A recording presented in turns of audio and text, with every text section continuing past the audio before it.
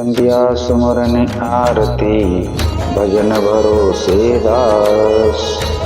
मनसा वाचा कर्मणा सतगुरु चरण निवास। मैं समय हूँ और आज गुरु महाराज जाम्बो जी की अमृत वाणी सुनाने जा रहा हूँ। ये वाणी कोई गाथा नहीं, कथा नहीं, संगीत नहीं, ये है मानव व प्राणी मात्र के कल्याण की अमर वाणी एवं जामानी संस्कृति व सभ्यता की अमर कहानी। ये वाणी है गुरु महाराज जाम्बो जी के चरित्र की, ज्ञान व अज्ञान की, अंधेरे से उजाले की ओर ले जाने की, मानवता का पाठ पढ़ाने की।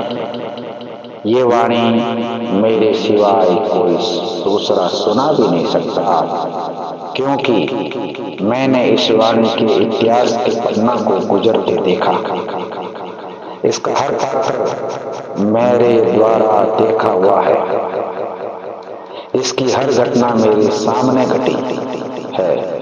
मैं ही शंकर हूँ, मैं ही शिव हूँ, मैं ही नर हूँ, मैं ही नारायण हूँ, मैं ही कृष्ण व अर्जुन हूँ, मैं ही ज्ञानी व ज्ञानी हूँ, मैं ही सुर हूँ, मैं ही दाता हूँ, मैं ही लीलावती हूँ, क्योंकि इस वाणी में शब्दों का वो समावेश है जिसमें युगों युगांतर का चित्रण व आध्यात्म समाया हुआ है।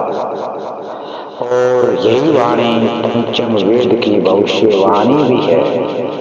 और जब तक मैं हूँ ये वाणी अजर अमर है और इसकी दिव्य ज्ञान ज्योति हमेशा जलती रहेगी। मेरा कोई अंत नहीं, मैं अनंत हूँ। जब तक मैं हूँ ये वाणी हर युग के सत्य व असत्य का बोध कराएगी और हर युग के सत्य को व वर्तमान के असत्य से जूझना पड़ता है। और मैं भी जूझ रहा हूँ सत्य सनातन के लिए।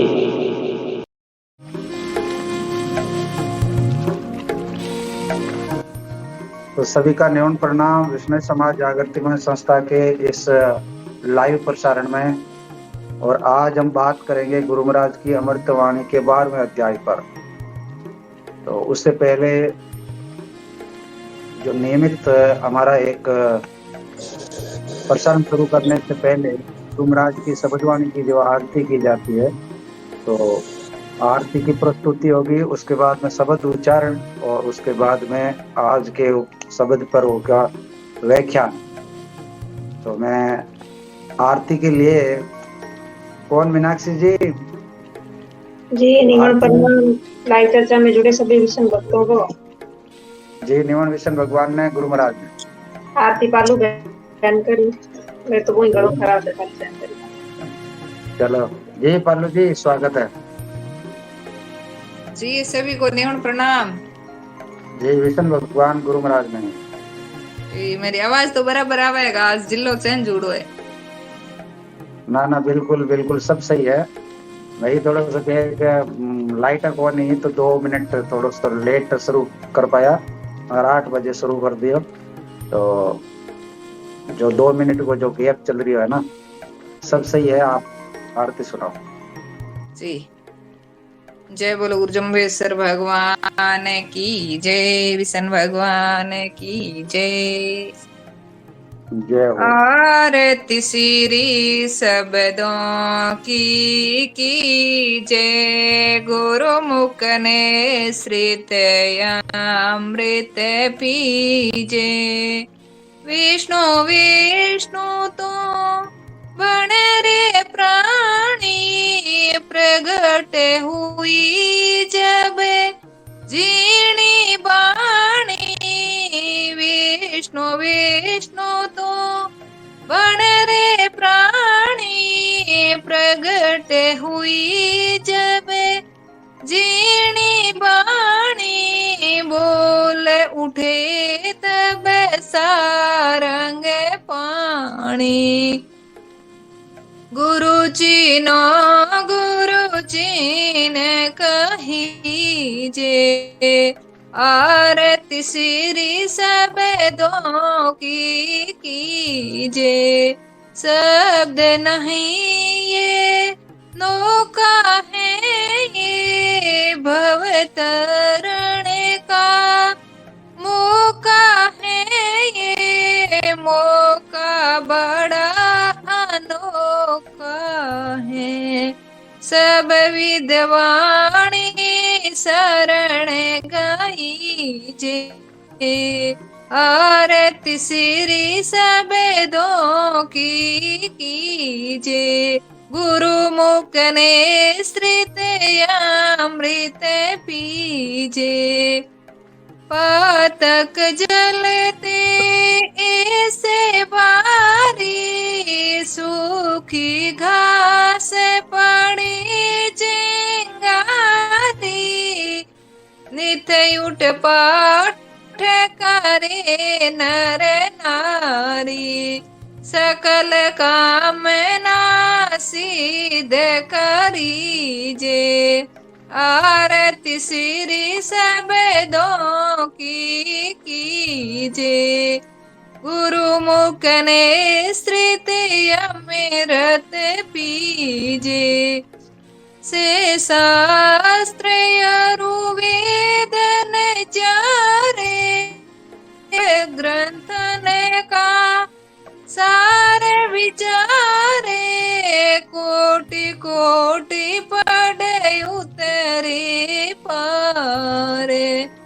हृदय कमल से आसन दीजे, आरती श्री सबदों की कीजे।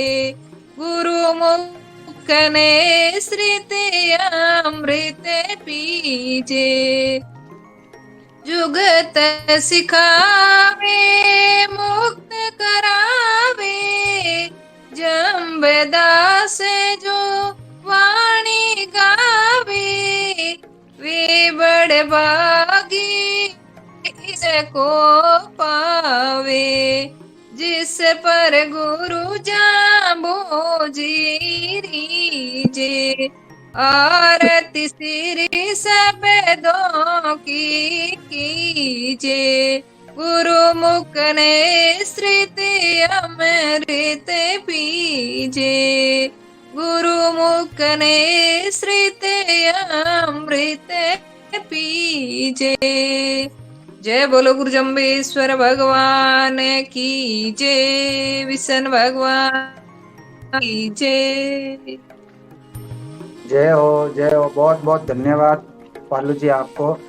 बहुत ही सुंदर तरीके से आपने आरती की प्रस्तुति दी। और अब बारी है शब्द उच्चारण की। जी मीनाक्षी जी, सवीना जी, जय हो, जय हो। बहुत बहुत धन्यवाद पालू जी आपको। बहुत ही सुंदर तरीके से आपने आरती की प्रस्तुति दी। और अब बारी है संगीता जी, शुरू करो शब्द नंबर 12। मैं मद न कर काजी, मैं मद का तो इससे विचारू। ये है संगीता जी, शुरू करो शब्द नंबर 12। मैं मद न कर काजी, मैं मद का तो इससे विचारू। ये है संगीता जी। जी मन से जुड़े सभी को नमन प्रणाम। जी निवन विष्णु भगवान गुरु महाराज ने जी। ओ मैं मद न कर काजी, मैं मद तो विषम विसारू। मैं मद आते कर दे दो लोहे घड़ी न सारू। साते पेंबर सीधा एक लक 80,000। मैं मद मर दे लाली होता तो मी बे ए मुर्दारू। जय बोले गुरु जम्बेश्वर भगवान की जय। जय हो।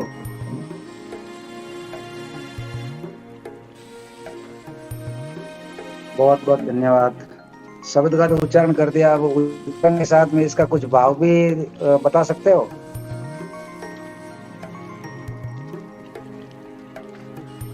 चलो जी सविना जी। जी, आपको सभी आदरणीय मंचासी बहनों को और सभी आदरणीय सदस्यों को मेरा निमन प्रणाम जी। जी निमन विष्णु भगवान ने, गुरु महाराज ने।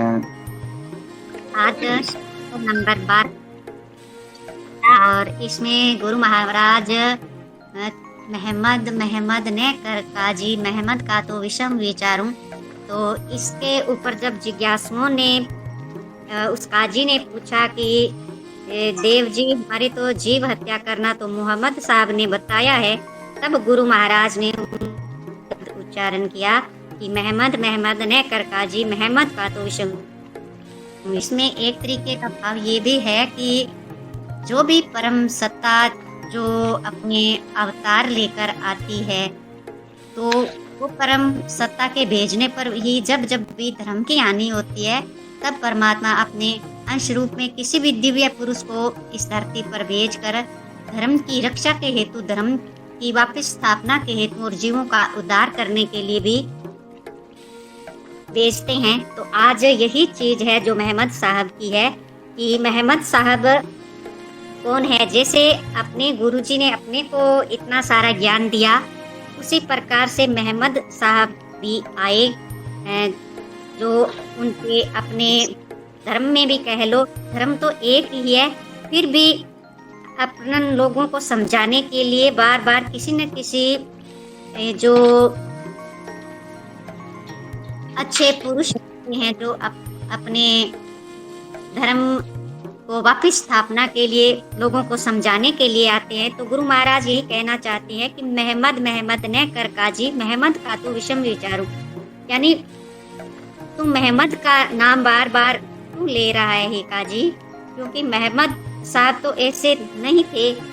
महमद के लिए गुरु महाराज कहते हैं कि महमद का बार बार आप क्यों नाम लेते हो, क्योंकि महमद साहब के विचार तो आपके विचारों से मेल ही नहीं खाते, क्योंकि महमद साहब के तो विचार जो थे वो बहुत उत्तम थे और आप तो उनके विचारों से ही अलग चल रहे हो, क्योंकि आपके विचार अलग है, उनके विचार तो अलग थे।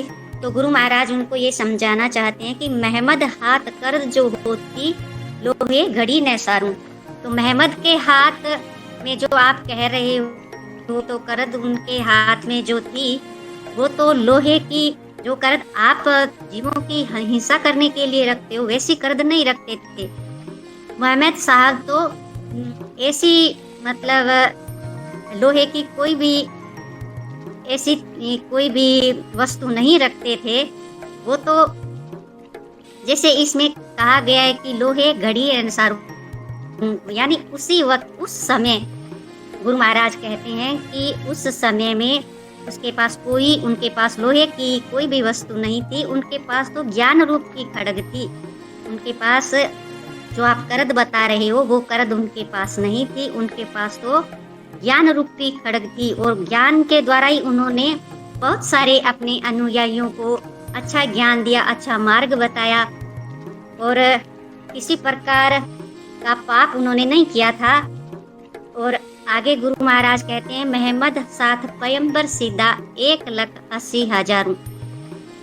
तो यहाँ पर बहुत बड़ी बात गुरु महाराज कहना चाहते हैं, अपने को समझाना चाहते हैं कि मोहम्मद तो एक ऐसे महान पुरुष थे कि उनके साथ तो जो भी पैगंबर थे, जो उनके साथ भी सिद्ध पुरुष हुए थे, जो उनका कहना मानते थे, उन्होंने तो उनको एक सद्मार्ग दिखाया था।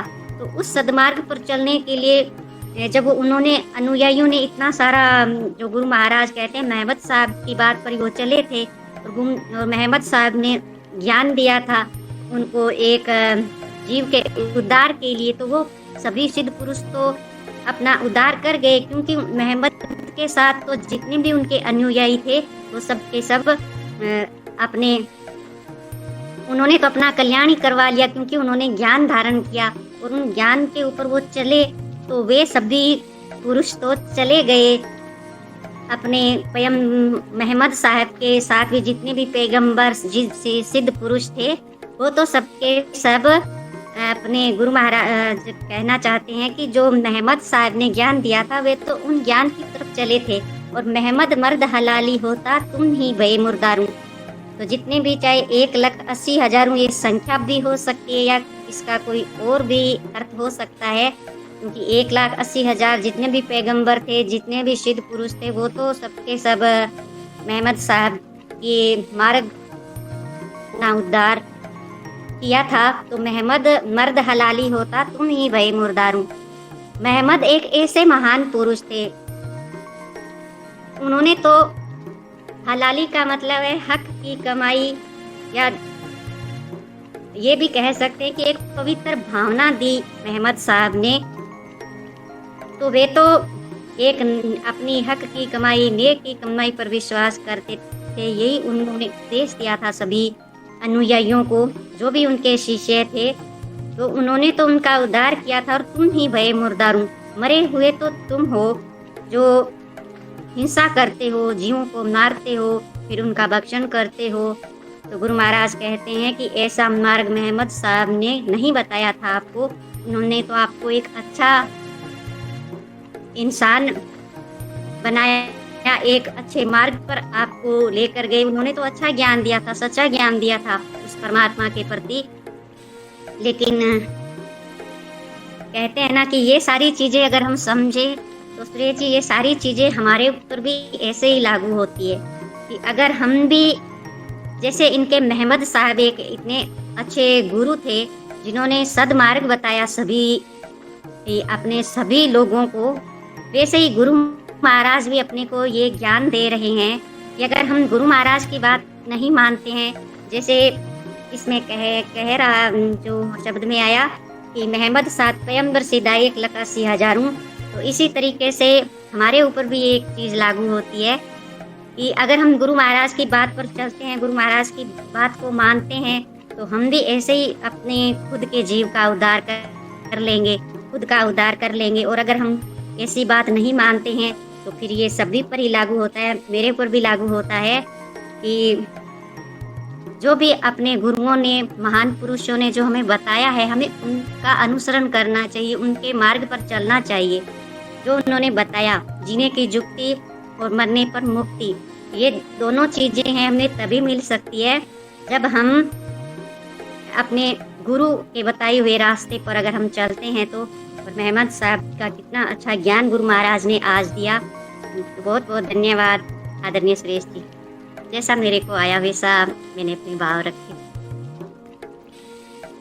जी बहुत बहुत धन्यवाद आपको। विचार तो आपने रख दिए, और भी ज्ञानी जन की लंबी चौड़ी लिस्ट है, आएंगे करेंगे। एक इसमें जो बात आई है ना, महमद का तो विषम विचार, ये विषम क्या है? विषम विचार क्या विचार है? विषम कौन है? विषम का मतलब शायद तक मेरे हिसाब से ऐसा हो सकता है कि जो लोगों के विचार थे उनसे मेल नहीं खाता था। महमद साहब के विचार तो बहुत उच्च कोटि के थे, और आप महमद का विषम का मतलब उनके विरुद्ध आप काम कर रहे हो, जैसा उन्होंने कहा वैसा आप नहीं कर रहे हो। शायद तक ये भी हो सकता है। होने को तो कुछ भी हो सकता है, होने को कौन रोक सकता है? जी चलो विचार करेंगे आगे, जैसे जैसे सदस्य आएंगे कोई बताएगा। जी मीनाक्षी जी।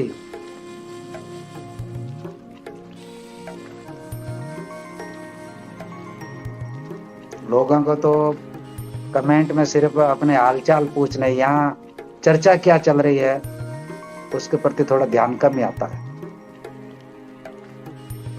अच्छा, विषम विपरीत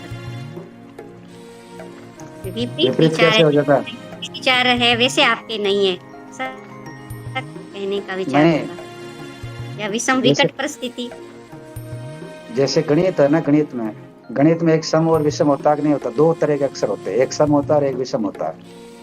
जी शायद मेरे हिसाब से हो सकता है कि आप सभी लोग सही हो।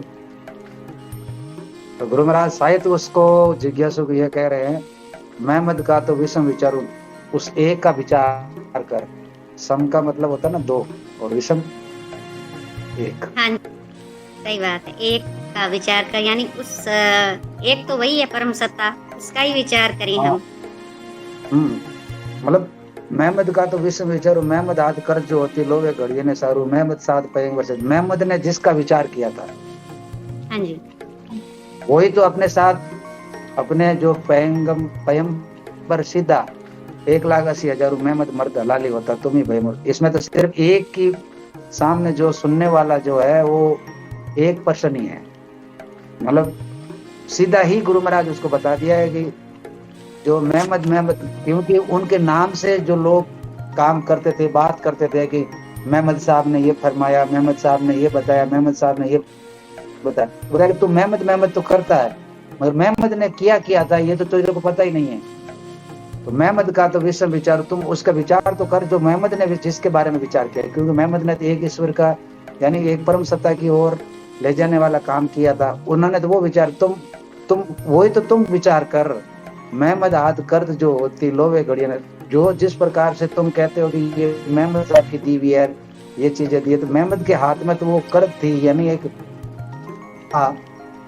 जो उसे कोई लोहे से गढ़ के थोड़ी उसने अपने हथियार बनाया था, वो तो ज्ञान का एक ऐसा एक हथियार बनाया जिस कारण से उन्होंने जो अपने साथ में कहीं 1,80,000 और जिसको लख लिया, यहाँ पे लाख कोई संख्यात्मक बातें नहीं होती है, आध्यात्मिक में संख्यात्मक बातें नहीं होती है, उन बातों को समझना। और 80 का भी तो कई बार प्रश्न आ चुका है और आगे भी आएगा, तो हम यहाँ पे और शब्द में भी आएगा। सही बात है, 80 का मतलब तो इसी तरह।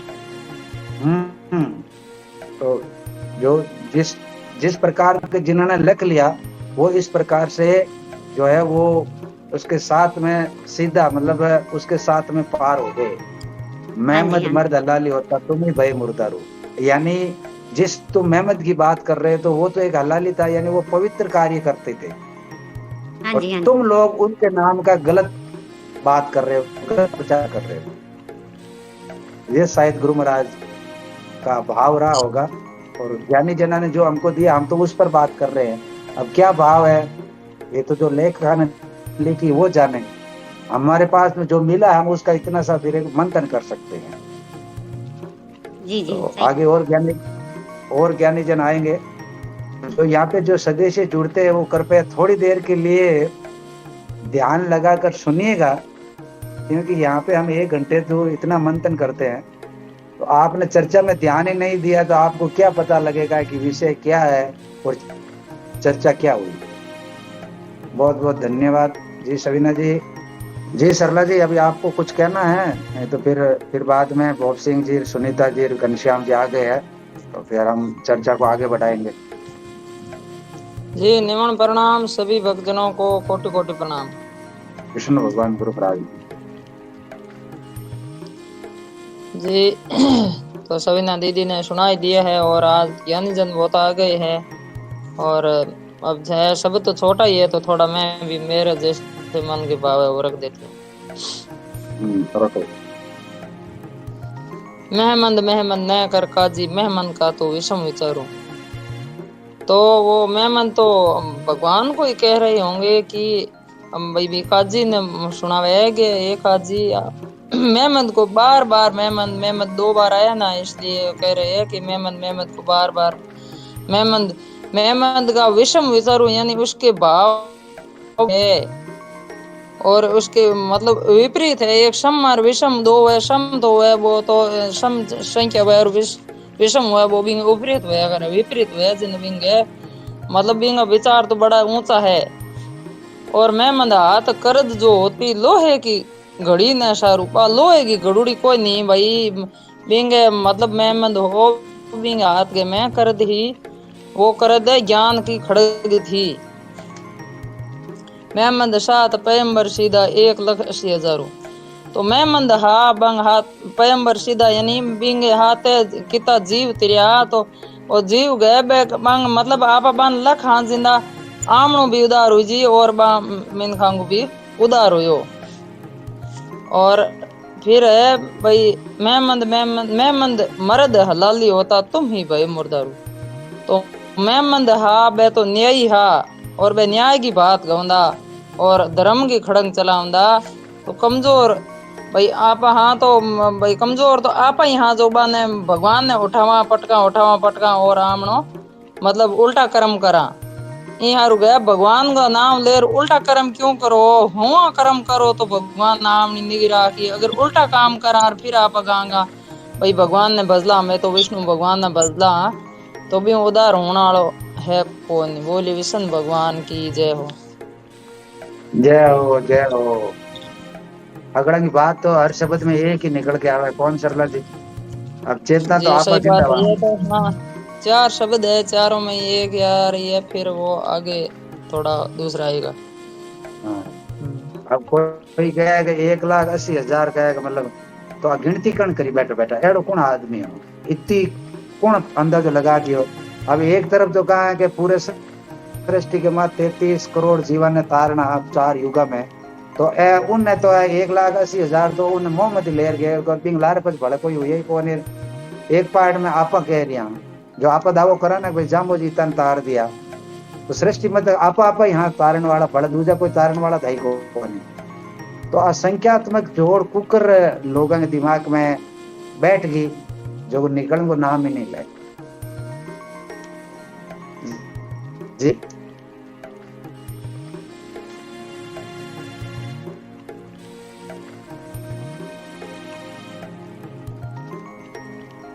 सुनीता जी घनश्याम जी प्रणाम। सम्मानित मंच 111 भाग लेने वाले सभी सम्मानित सदस्यगण मातृशक्ति को विष्णु भगवान ने आज का शब्द है बहुत ही महत्वपूर्ण शब्द है।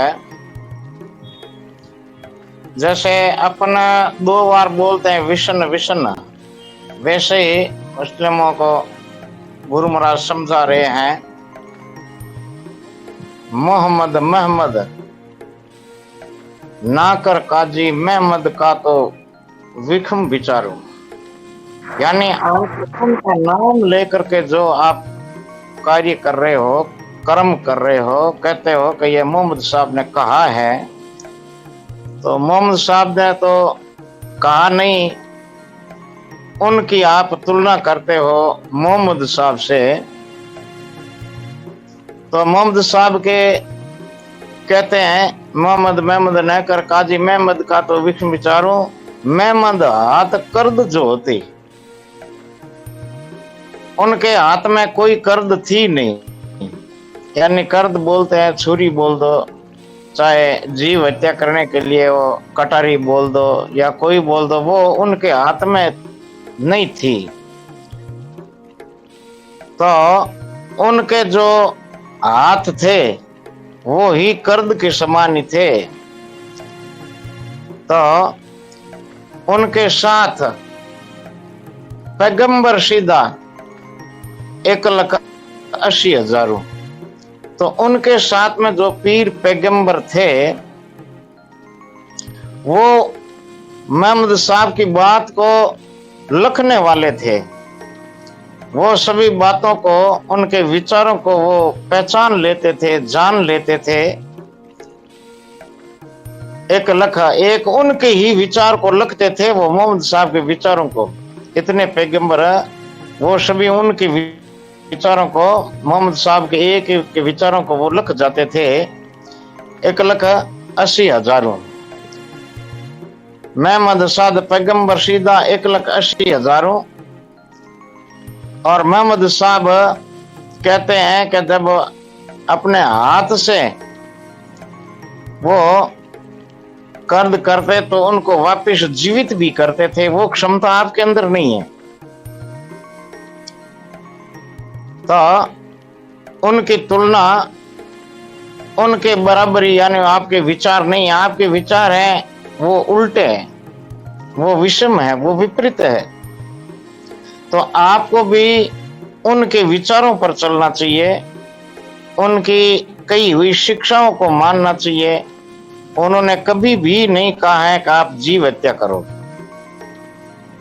उन्होंने स्पष्ट कहा है कि आप जीव हत्या करके अपने पेट के अंदर क्यों कब्रिस्तान बनाते हो। तो यही गुरु महाराज का भाव था समझाने का।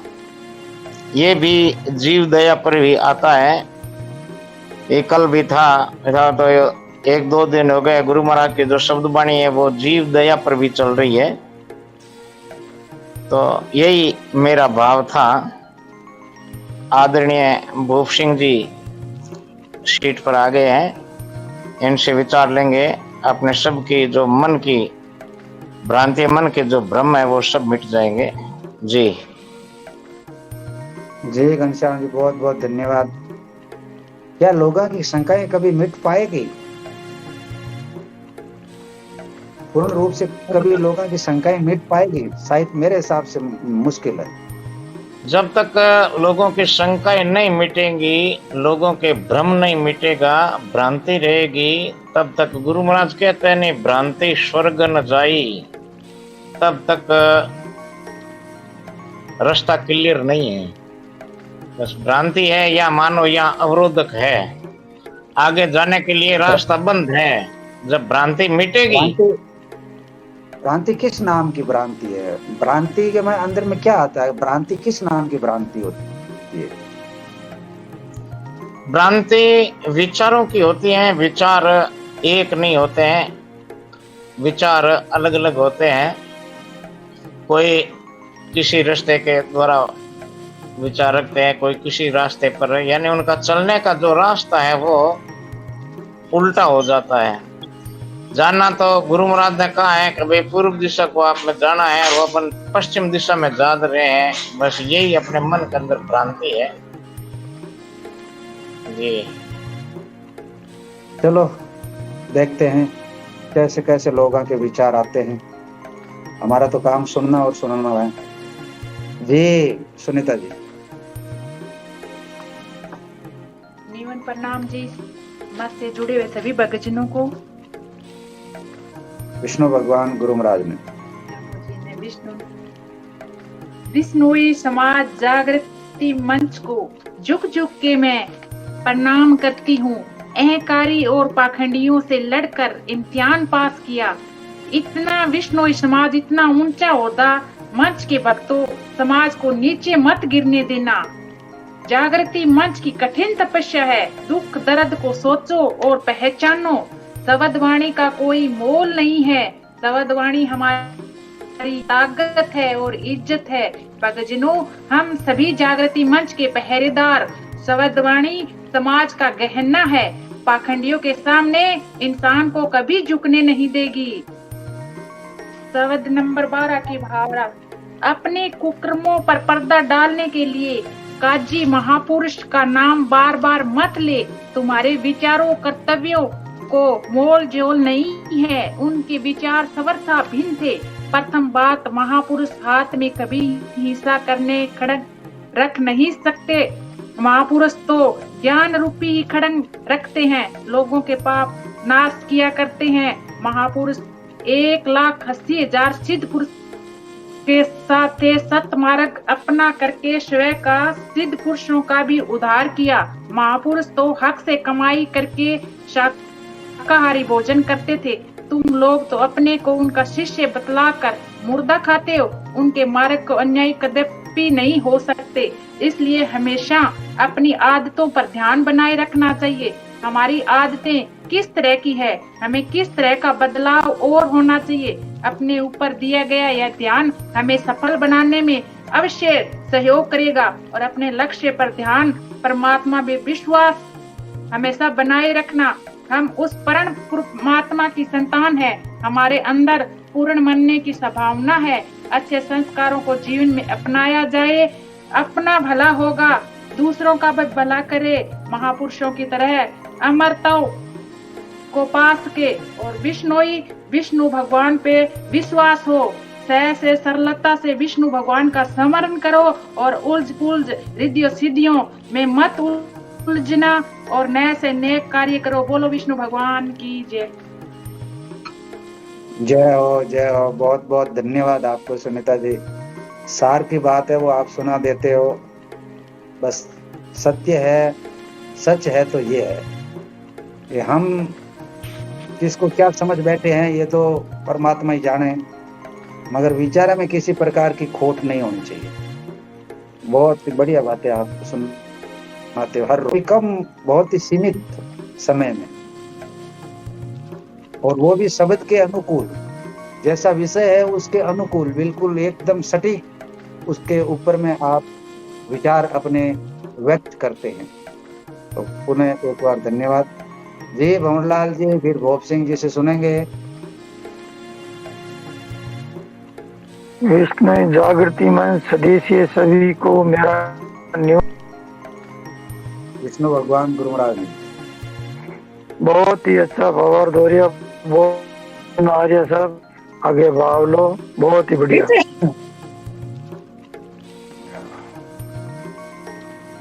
जी भोप सिंह जी स्वागत है जी आज के लाइव प्रसारण में। हाँ जी सर, चंद्रान प्रणाम।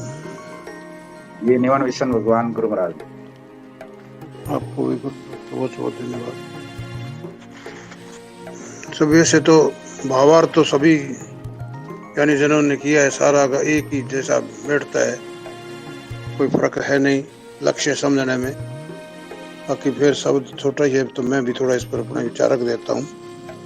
इस शब्द के द्वारा गुरु महाराज कहते हैं कि मैं मद न कर काजी, मैं मद का तो विषम विचारू। हे काजी तुम मोहम्मद मत करो, क्यों मोहम्मद का तो तुम जानते ही नहीं। उनके विचार तो बहुत गंभीर और सूक्ष्म थे।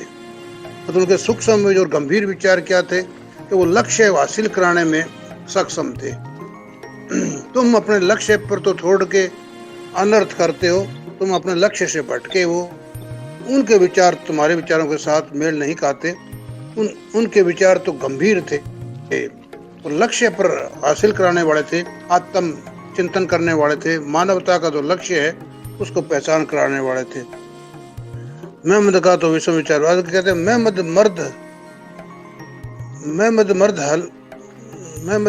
का तो विषम विचारू, मैं मद न कर काजी, मैं मद का तो विषम विचारू। मैं मद हाथ कर्ज जो होती, महमद साहब के हाथ में जो कर्ज थी वो कहते हैं लोहे घड़ी ने सारू, वो लोहे की घड़ी हुई कोई उस तरह हथियार के रूप में नहीं थी।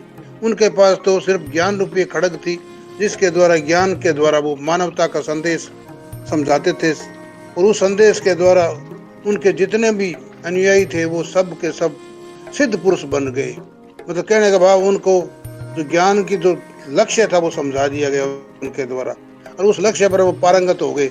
इसलिए वो कहते हैं उनके पास तो एक ही लक्ष्य लखने का जो तरीका था उनका लखाने का उस परम सत्य को, वो एक ही उनका पास ढंग था, वही उनका विचार था और उन लक्षण में वो सक्षम थे। कहते तो लोहे घड़ी ने सारू, मैं मतलब साथ पैगंबर सीधा, उनके साथ जितने भी लोग हैं वो सिद्ध पुरुष बन गए।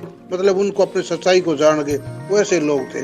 1,80,000 वैसे गिनती में लें तो भी उनको 1,80,000 भी चलो कह देते हैं, कोई बात नहीं, इसमें दोनों भाव आ जाते हैं। मैं मर्द हलाली होता, वो तो एक हलाली का मतलब नेक नियति से जो काम करते हैं, ईमानदारी का धंधा करते हैं, जो न्याय युक्त रोजी रोटी कमा के अपने वो खाना खाते हैं, वैसे वो थे। कहते मैं मर्द हलाली होता, तुम्हें भाई मर्दारू, और वो तो तुम ही लोग हो जो लोगों को जानवरों को मारते हो, मुर्दार हो तुम, मतलब और तुम उसे मांस खाने के लिए तो तुम्हें भाई मुर्दारू, मतलब तुम पशुओं को खाने वाले कसाई की तरह, तुम्हारी तरह नहीं थे। वो रोजी रोटी वो तो मोहम्मद साहब तो कमाने वाले थे, आप ही तरह जीवों को मारने वाले तथा मुर्दा पशुओं को खाने के वाले कसाई नहीं थे। मतलब वो लोग तो एकदम ईमानदार, सत्य निष्ठा पर अटल, अपने न्याय युक्त रोजी रोटी कमाने वाले, एकदम हक लाल की कमाई खाने वाले थे। परंतु आप लोग है मुर्दार हो, एक किस्म के मरे हुए पशुओं का मांस खाने वाले, तो तुम ही मुर्दार हो, मतलब तुम ही डरपोक और कायर हो जो ऐसा काम करते हो। तो कुछ ऐसा भाव इस शब्द के अंदर है, ऐसा सभी लोगों ने अच्छा बताया। तो सबका भाव एक जैसा ही मिलता है। बाकी बात तो एक ही है कि अपने सत्य परमात्मा को जानना है, अपने लक्ष्य की पहचान करने। मोहम्मद साहब का सीधा से संदेश यही था कि वो लक्ष्य को हासिल कराने में सक्षम थे, और वो लखाने की बात जो तरीका था, ढंग था, वो उनके अंदर वो सक्षम थे। उसमें उन्होंने अपने साथ जितने भी लोग जुड़े हुए थे, उनके अनुयायी थे, उनको उन्होंने लक्ष्य हासिल कराने में उन्होंने वो को सिद्धि प्राप्त कर रखी थी, उनको भी सिद्धि प्राप्त करा दी। धन्यवाद जी, ऐसा ही कुछ भाव है जी। बहुत बहुत धन्यवाद बहुत सिंह जी। आगे पप्पू राम जी है और भी सदस्य होंगे, क्योंकि अभी 20 मिनट का समय शेष है। मंथन शब्द छोटा है मगर मंथन अभी भी इसमें होना बाकी है, क्योंकि मन में एक शंकाएं रहती है हमेशा कि उस युग में इतने तिरगेर, उस युग में इतने तिरगेर, इतने तिरगेर, इसमें भी 1,80,000 हो। तो मुझे ये समझ में नहीं आया है, मुझे क्या आपको भी शायद मन में यही रहता होगा कि ऐसा कौन पात्र बैठा था कि वो ये सब गिनती रखता था कि कितने तिरगेर, कितने पीछे रह गए, कितने अब और आगे होने वाले। ऐसा कौन हो सकता है कि जो ये आंकड़ा रखता हो? ये आंकड़ा जुटा कैसे लेते हैं?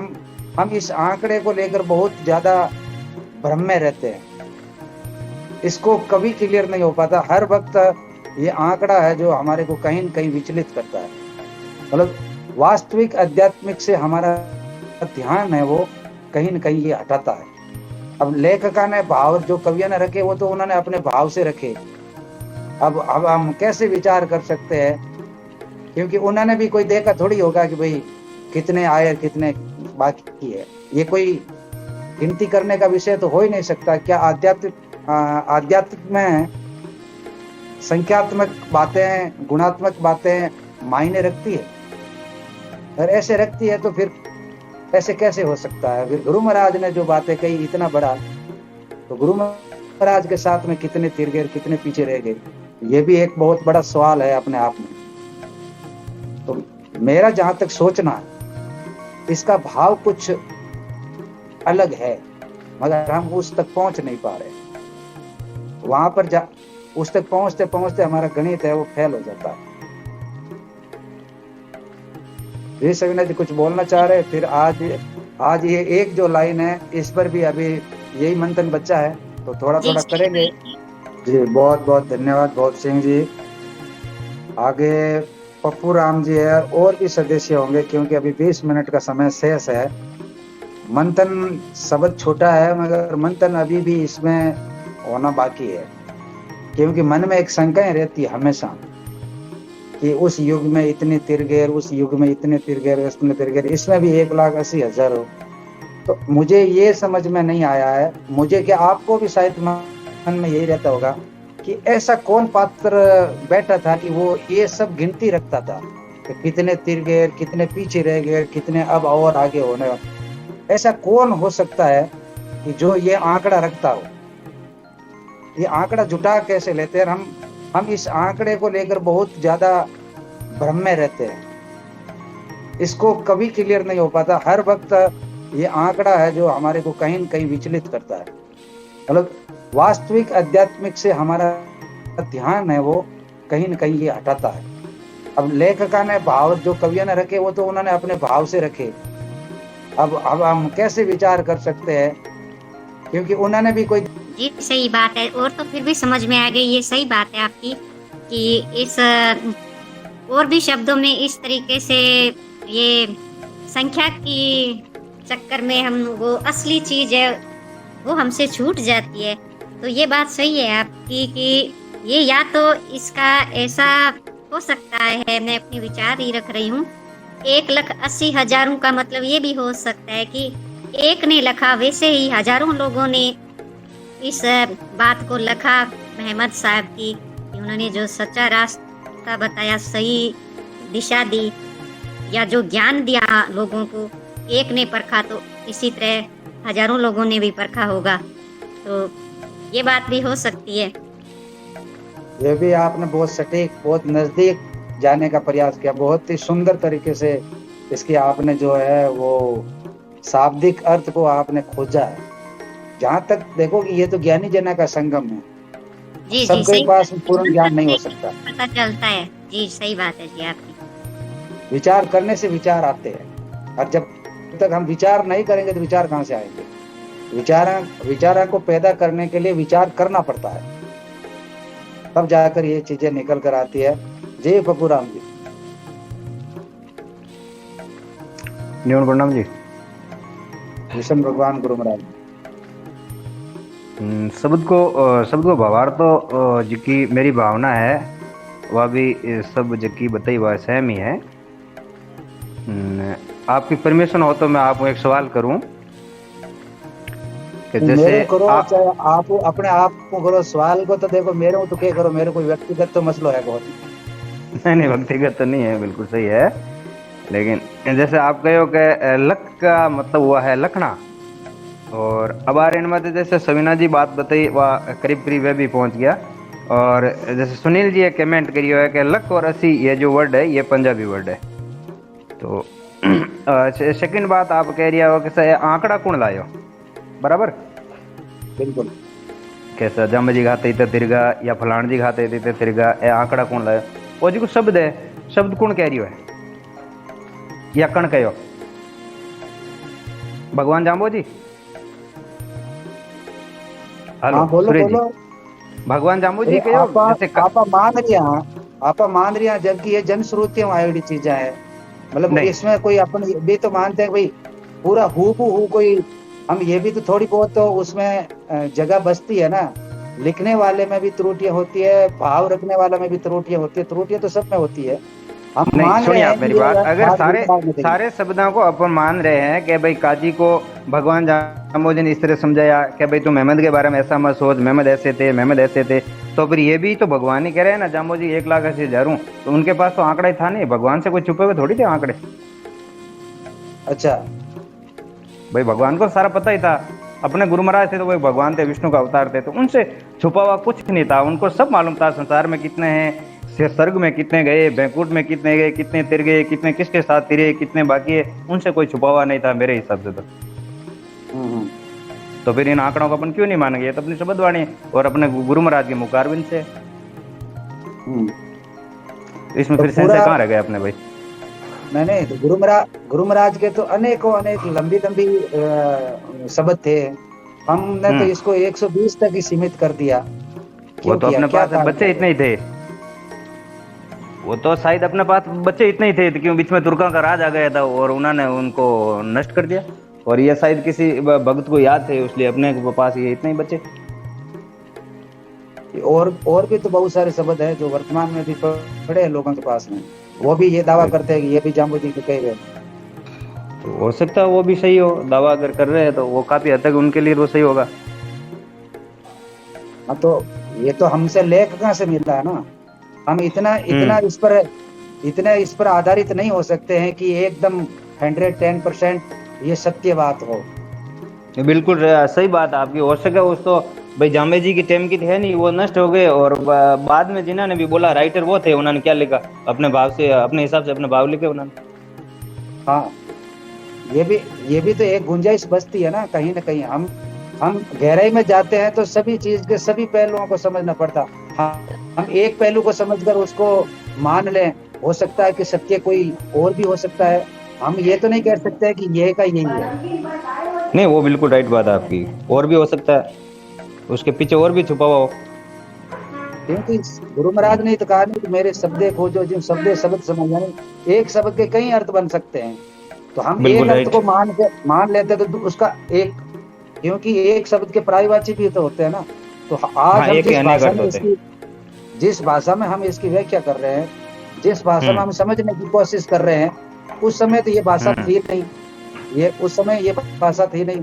जिस प्रकार अभी आप हिंदी बोल रहे हैं तो ये तो उस समय जो प्रचलित बातें थी, तो उस समय आज की भाषा देख लीजिए ना कि कितना बदलाव आ गया। आजकल पढ़ा लिखा का कोई जरूरत नहीं होता है, अनपढ़ लोग होते हैं वो भी अंग्रेजी के वर्ड समझ लेते हैं, क्योंकि इंग्लिश का समझे, उर्दू का भी समझे। आजकल क्या कि साधन बढ़ गए, लोगों में शिक्षा का स्तर बढ़ गया, तो कई सारे पहलू है समझने के लिए। मैं और आगे लेता हूँ जी बॉब सिंह जी, इस पे कुछ और कहना है? फिर नहीं तो मैं अभी सीटें एक्सचेंज कर रहा हूँ।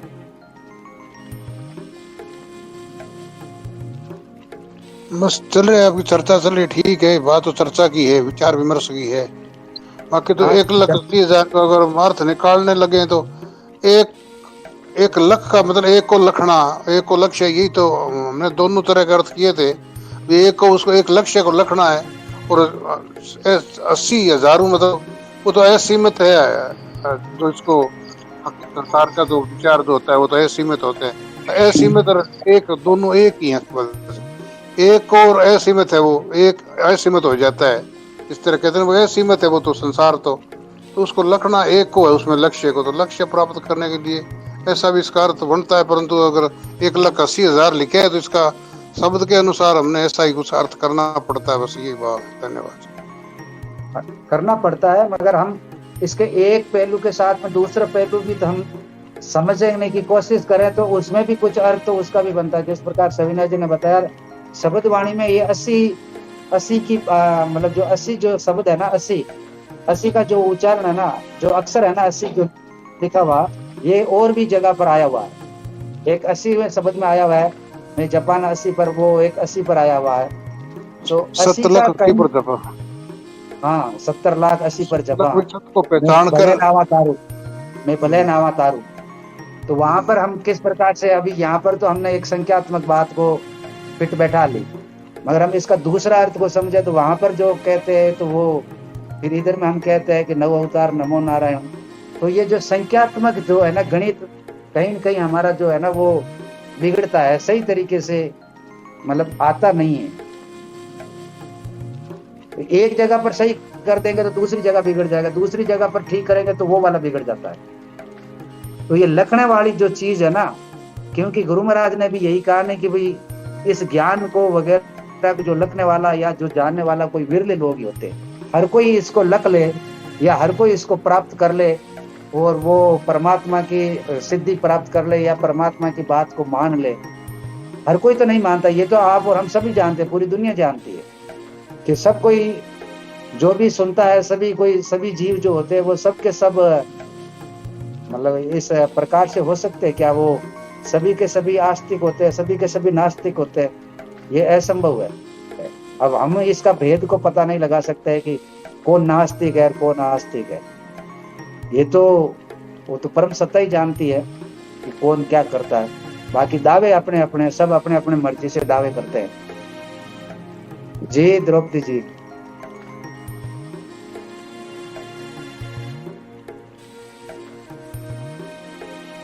द्रौपदी जी मंडा लका सर।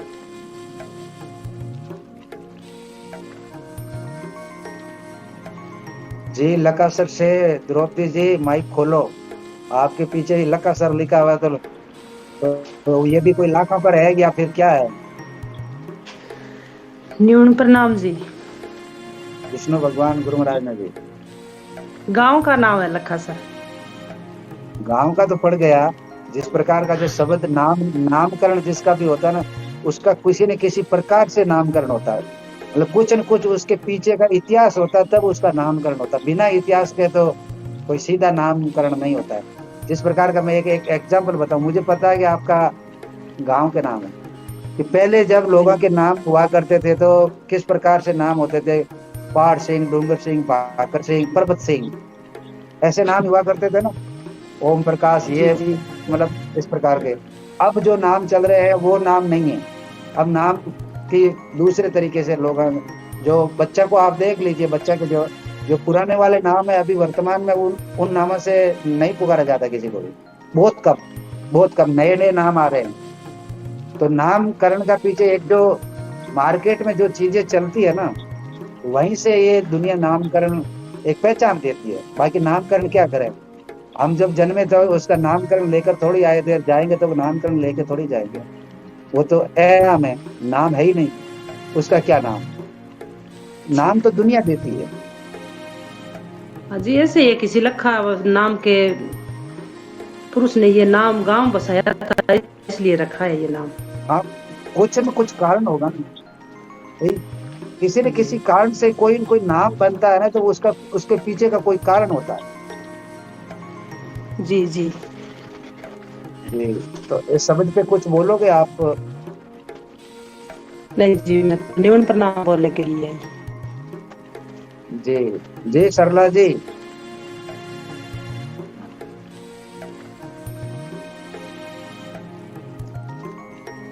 सरला जी माइक खोलो।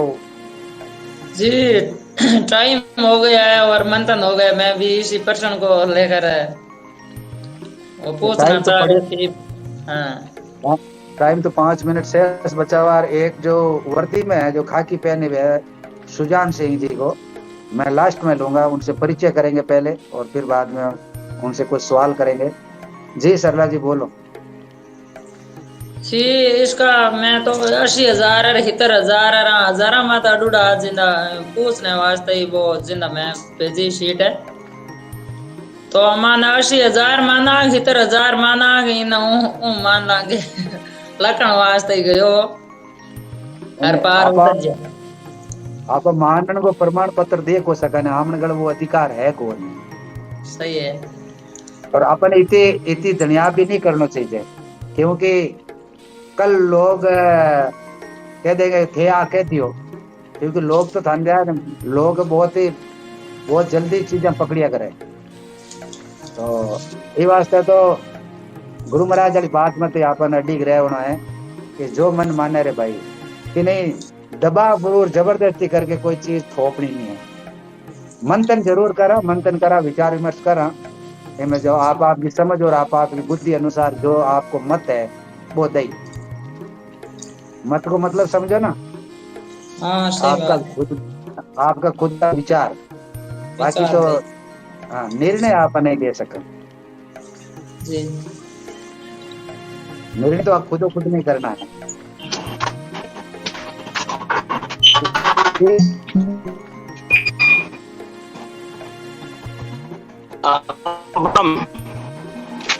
जी निवान विष्णु भगवान ने, गुरु महाराज ने जी। हाँ जी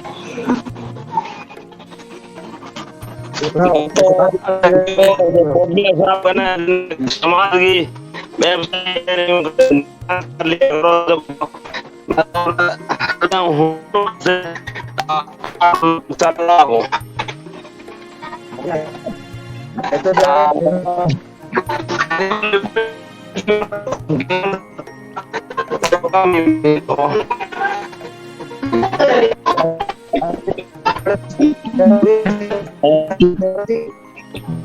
मैंने सुना निरत हो गया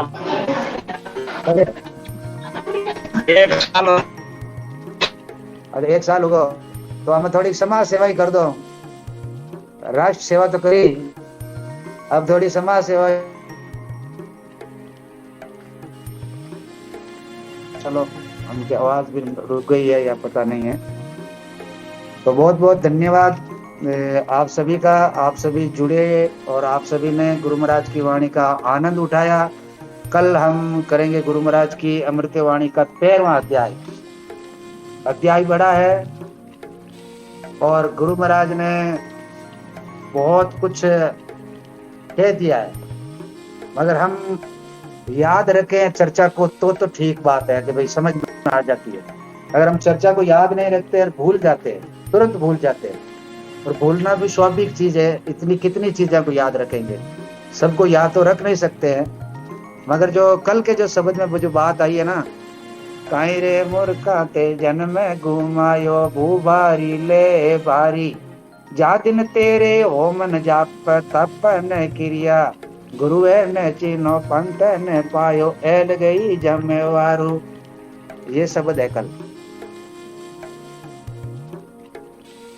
तो क्या हमने भूल की, कैसे हमारा जमारा है वो विफल हो गया।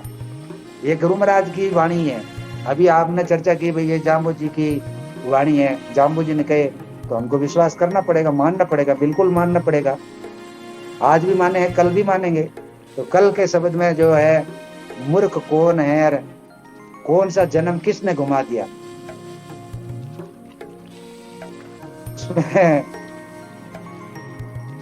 इसके ऊपर में मंथन होगा कल। तो सभी जरूर जुड़िएगा ठीक 8 बजे से 9 बजे, और उसी प्रसारण को आप YouTube पर पुनः सुन सकते हो। तो और जो आप भाग ले रहे हो इस ज्ञान यज्ञ में, तो आपका भी एक रिकॉर्ड है वो YouTube पर जा रहा है, कितने सदस्य किस किसने भाग लिया है। तो ये आने वाले समय के लिए एक नजीर बन रहा है